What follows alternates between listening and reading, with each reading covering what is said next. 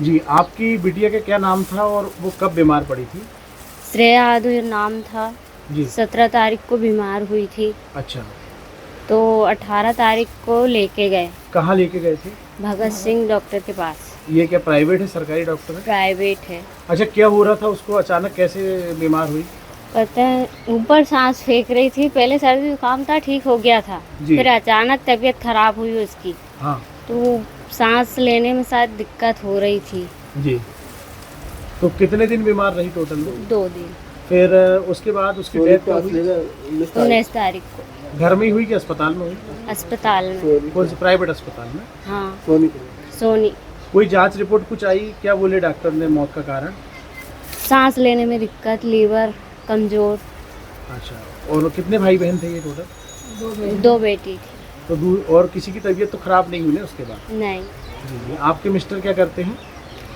ईटा काम करते हैं। आपका क्या नाम है?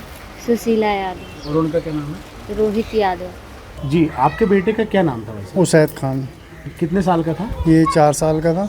अच्छा, ये कब बीमार पड़ा और आपने कहाँ कहाँ ले गए, जरा पूरा विस्तार से बताइए। ये 25 तारीख को इसको फीवर आया था हल्का सा, जी तो घरेलू इलाज करे हमने थोड़ा बहुत। जी। फिर उसके बाद नहीं सुधरा तो फिर हमने अमन सिद्दीकी को ले गए 31 तारीख को। कौन है अमन सिद्दीकी?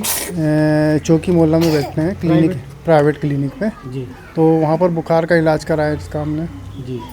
तो फिर उसके बाद क्या कंडीशन थी?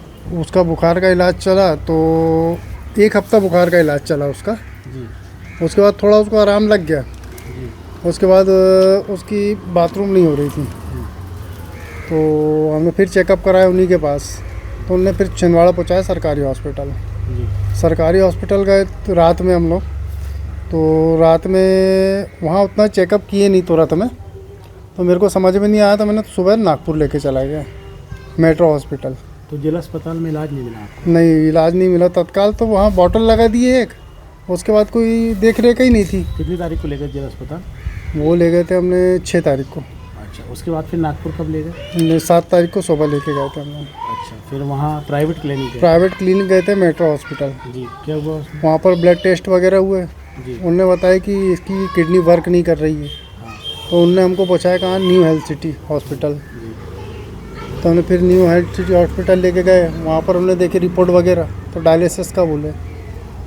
फिर उसके बाद इसके 3 डायलिसिस हुए। अच्छा, उसके बाद? उसके बाद 3 डायलिसिस हुए। उसके बाद थोड़ा सा उसको मतलब आराम लगा, यूरिन वगैरह करने लगा था अच्छा। लेकिन डॉक्टर बोला इसकी ब्रेन में सूजन के कारण इसका ब्रेन हेमरेज हो गया 13 तारीख को। डेथ कब हुई? 13 तारीख को। अच्छा, नागपुर में? जी। आप क्या करते हैं? मैं ऑटो चलाता हूँ। जी। इसके बाद मतलब आपको आर्थिक संकट से गुजरना पड़ा? ऑटो तो बेच दिया हूँ मैंने। इलाज के कारण? इलाज के कितने रुपए कारण। लग गए होंगे उसमें? उसमें लग गए समथिंग 3 लाख रुपए लग गए अपने को। बच्चे बच्चे की जान नहीं बची? नहीं बच कितने पाई। बेटे आपके? 2 बेटे हैं। ये पढ़ता था कि स्कूल में? ये स्कूल जाता था, विजडम पब्लिक स्कूल। तबीयत खराब हुई तो क्या लक्षण देखे शुरू में? शुरू में फीवर ही आया था बस, तेज अच्छा, बुखार। अभी सरकार अभी कुछ जो ड्रॉप वगैरह की बात चल रही थी, क्या वो ड्रॉप आपने दिए थे कि बच्चे को? हाँ दिए थे ना। तो कौन सा ड्रॉप था वो? वो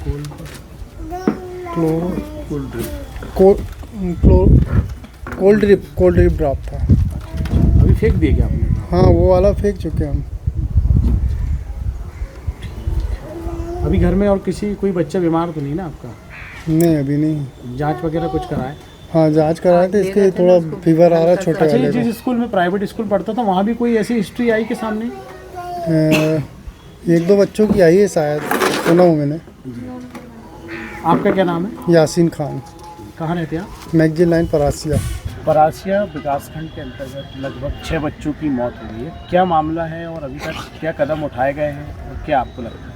देखिए, परासिया, मेरे विधानसभा परासिया में लगातार 7 बच्चों की मौतें हुई है और मुझे बड़ा दुख है और बहुत खेद इस बात का है कि जब एक बच्चे की शुरुआत में जब मौत हुई थी, हल्का बुखार आके सर्दी जुकाम होकर जब हुई थी, किडनी फेलियर हुआ था, तभी मैंने प्रशासन और स्वास्थ्य विभाग को पत्र लिखा था कि देखिए ये एक गंभीर मुद्दा है, इसको समझना चाहिए कि आखिर ये ऐसा हुआ क्यों, क्योंकि ये ऐसा हो नहीं सकता इतने छोटे बच्चे को।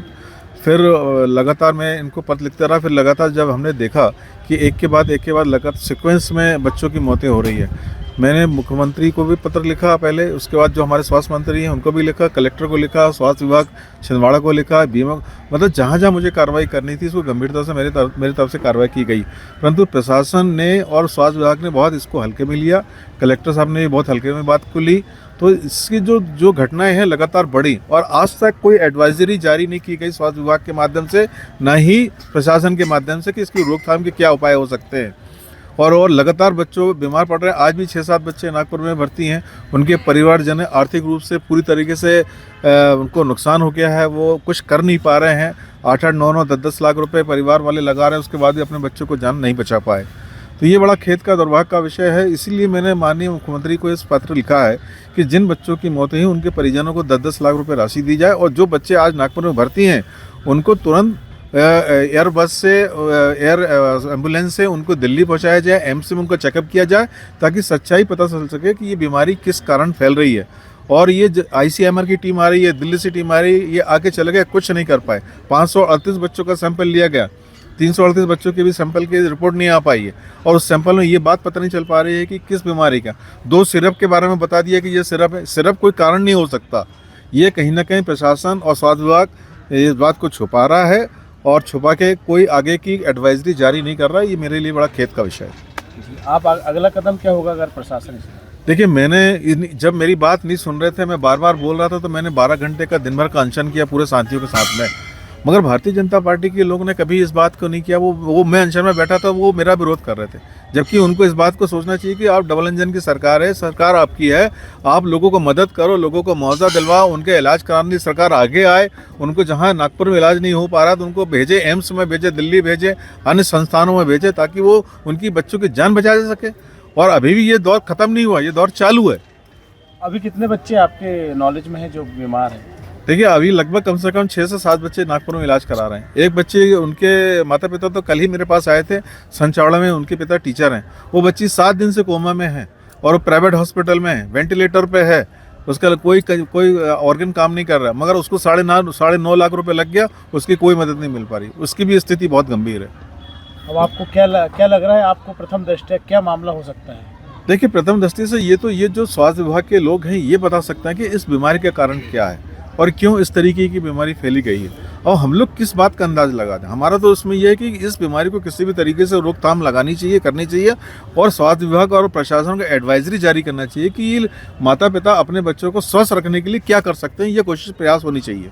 अभी जो स्वास्थ्य विभाग की जो मतलब कोशिश की गई है, प्रयास किए गए, वो आपको क्या, वो आप उससे मतलब संतुष्ट है, फिर नाकाफी है? मैं बिल्कुल संतुष्ट नहीं हूँ। स्वास्थ्य विभाग ने जो चीज़ें लेके गई, इतना समय नहीं लगता। वो सैंपल कब के लेके गए ICMR वाले, आज तक उस सैंपल के बारे में कुछ बता नहीं पाए, और दिल्ली से टीम आई, इधर उधर से आई, मगर उसका परिणाम क्या? परिणाम कुछ नहीं, जीरो है।